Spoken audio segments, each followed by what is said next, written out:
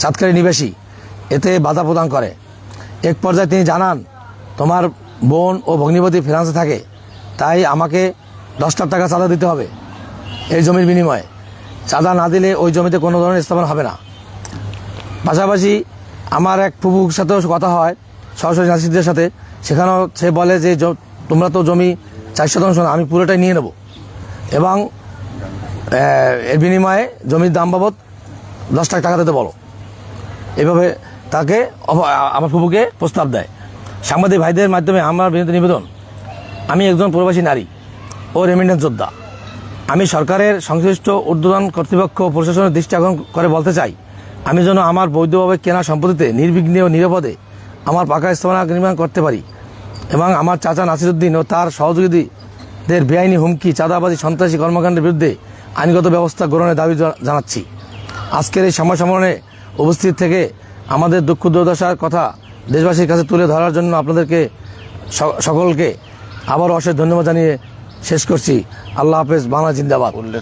নিবেদক মোসাম্মদ হামিদা আক্তার আখি, পক্ষে পাটকারী মোহাম্মদ এনামুল হাসান শিকদার, ছোট ভাই, কালুশির বাজার, বাউফল, পটুয়াখালী। ভাই আপনার শেষ ভাঙার কথা আসে নাই।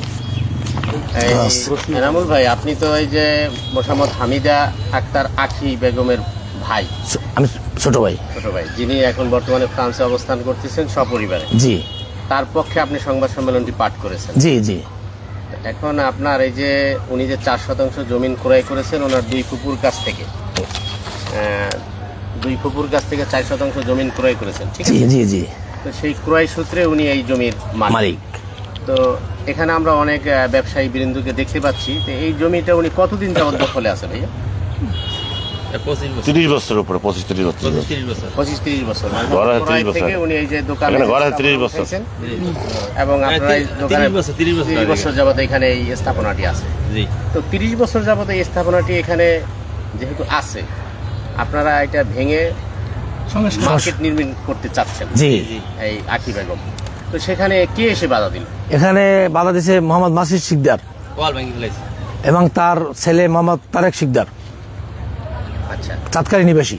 আচ্ছা, এই যে উনি যে বাধা দিলেন, ওনার বাধা দেওয়ার যৌক্তিক কি কারণ ছিল? মানে উনি কি মূলে বাধা দিয়েছেন? উনি আমরা গাছ কাটার পরে যখন তার দেওয়াল ভাঙার পরে আমরা যখন তার শরণাপন্ন হই, তখন উনি বলতেছে যে তার মার নামে একটা দলিল আছে। সেই বিষয়টা একটু বিস্তারিত বলেন। হ্যাঁ, তার মার নামে একটা দলিল আছে। সেই দলিলটি দেখাতে আমরা কিছু সালিশ পক্ষ, কালেশ্বরী, আব্দুল সালাম শিকদার, সাইবুর শিকদার, মোহাম্মদ ফারুক শিকদার এবং জগদীশ শিকদার, এরা আমরা সালিশির মাধ্যমে বসি।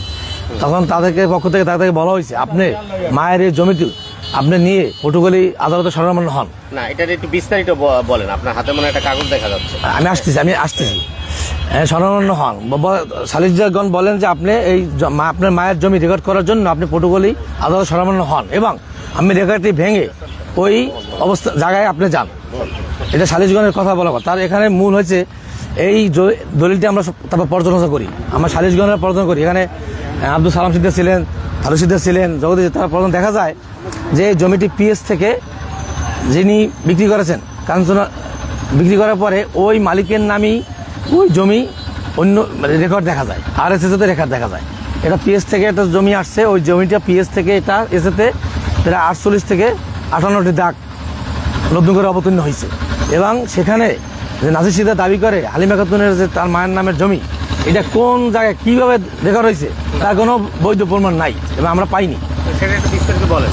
এটা ব্যতীত যেমন পিএস 2 নং খতিয়ান 1609 ও 10 সংক্রান্ত মালিকানা বিবরণী, আদি মালিক হরেন্দ্র কুরি, পিতা শশীকুমার মোহন কুরি থেকে রাজমোহন কুরির কাছে হস্তান্তর।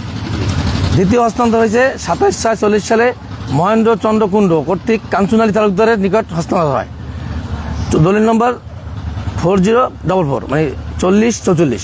চূড়ান্ত হস্তান্তর 8/8/42 থেকে কাঞ্চনালী তালুকদার কর্তৃক মোসাম্মদ হালিমা খাতুনের নিকট হস্তান্তর হয় 49-39। একটু শর্ট প্রশ্নে আসি যে আপনি এই জমি কি আপনাদের কবলাকৃত না পৈতৃক সম্পত্তি? পৈতৃক সম্পত্তি। পৈতৃক সম্পত্তি। এই যে আপনি বলছেন যে আপনাদের কাছে চাঁদা চেয়েছে এবং ভাঙচুর করেছে, এটা কতদিন আগে? এটা 15 দিন আগে। 15 দিন আগে। তা এই বিষয়ে থানায় কোনো অভিযোগ দিয়েছেন? এই জায়গায় তার সাথে সমাধান হলে সে বলছে সালিশ ব্যবস্থার ভিতরে সমাধান করা যাবে, তারপর আমরা সালিশ ব্যবস্থা করি। চাঁদার বিষয়ে কি সালিশি ব্যবস্থা হয় আপনার জানা আছে? তখন তার চাঁদার বিষয় না, সে জমির বিনিময়ে চাঁদা দাবি করতেছে, জমির বিনিময়ে। বিনিময়ে। কিন্তু জমিটা বৈধ কি হবে সেটা প্রমাণ না করাই সে দাবি করতেছে। কারণ জমি দলিল থেকে তো যদি কারণ আমার রেকর্ড থাকে, আর সে দলিল সে রেকর্ড না ভেঙে আসতে পারে না, অনধিকার চর্চা করতে পারে না, অনধিকার প্রবেশ করতে পারে না সে। এই দেওয়াল ভাঙছে তখন আপনারা ছিলেন এই এলাকার লোকজন? আপনারা ছিলেন? হ্যাঁ, এই ভাঙছে কে দেওয়াল? নাসির শিকদার। এই জমিটা ভোগ করতে পেয়ে যায় মালিক কি উনি? অলি মাস্টার, আমার আব্বা অলি মাস্টার মালিক। প্রায় 30 বছর তো আমাদের এই জায়গায় অলি মাস্টার বাড়ি আহমদ মৌলভী। আহমদ মৌলভীর নামে রেকর্ড 5 ঘন্টা অংশ। আজ 60-70 বছর নয় হ্যাঁ ভোগ হলে এই সব দাম দেখেন ওয়ান বিহাফ শাহ আহমদ মৌলভী, এরা সব আহমদ মৌলভীর। আচ্ছা আচ্ছা। হ্যাঁ ভুল নেই, ওই দেখেন ওই ঘর দুয়ার ওই এই রাস্তা সব। আচ্ছা, এখন আপনি যেহেতু সালিশ বিচার হয় নাই, তো সেক্ষেত্রে আপনি আবার এখানে সংবাদ সম্মেলন করছেন, তো সেক্ষেত্রে আপনার কি আপনি কি থানায় অভিযোগ করবেন কিনা? এখন আমার এই সম্পত্তি যে মূলত আমার বোনের, জি। বড় বোনের ফিনান্স তার থাকে, পক্ষে আপনি- তার পক্ষে আমি এই সময় সম্বন্ধে তারই লেখা এটা আমি আপনাদের সামনে পড়ে শুনেছি এবং উপস্থাপন করছি। এখন যদি এখানে আমি আপনাদেরকে মাধ্যমে এলাকা তথা যে একটা অন্যায় অপরাধ, এটা আমি সবাই সম্মুখে বললাম।